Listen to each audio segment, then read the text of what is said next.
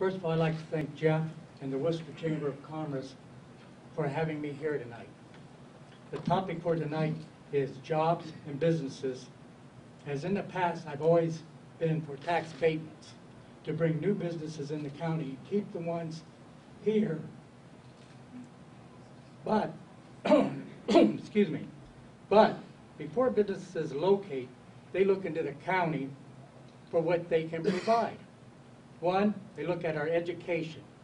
I believe that Wayne County has some of the best teachers in the state.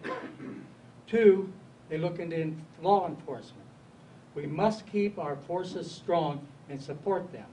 Scott Wiggam does not seem to support them because of finances.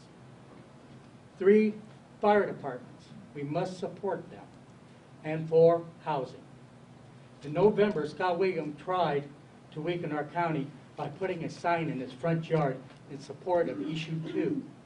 If Issue 2 would have passed, it would have weakened our education, our law enforcement, and our fire departments.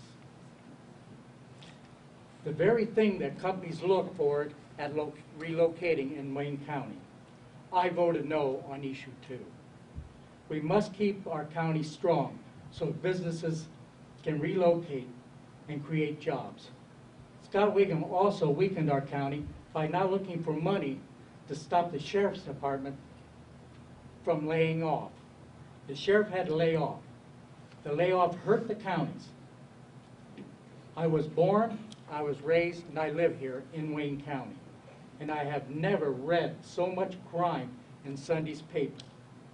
To get businesses to come to our county, we must make our county strong again. Thank you. Thank you, Mr. Wright. Mr. Wiggam.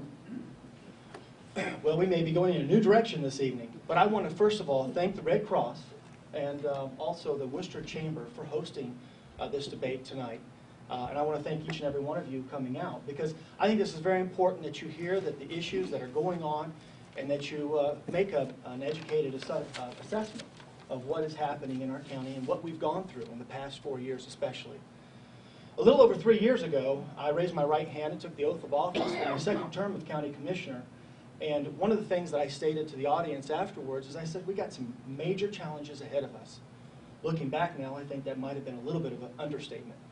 But what we have done is we have successfully, and all county officials working together, we've successfully reduced our spending, we balanced our budget, and in this past year, in 2011, we actually came out with a small surplus that is carrying us in now to 2012, and that will help deal with the cuts now that are coming from the state. Now that's a success story, and that's fiscal responsibility, and that's good government.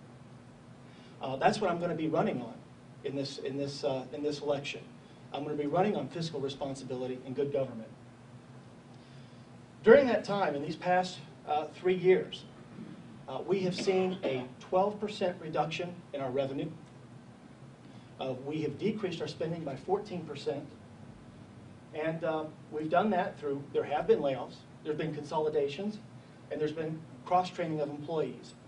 As a county commissioner, I'm constantly looking at ways that we can better improve our services while we live within our means. Because quite frankly, your elected officials are in a sacred trust with the taxpayers. We're spending your dollars. And you need to trust what we're doing is the best thing that we can do with the money that we have. And that's why tonight, I think it's quite ironic that my opponent comes out with an attack when he has got over 29 judgments against him from the courthouse for not paying over $70,000 worth of back taxes to the state.